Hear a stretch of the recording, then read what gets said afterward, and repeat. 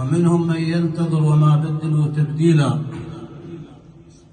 نرفع آيات التعازي، أحر آيات التعازي لمقام إمامنا صاحب العصر والزمان بنبأ استشهاد آية الله العظمى الولي الفقيه العالم الرباني السيد علي الحسيني الخامنئي، والذين استشهدوا معه.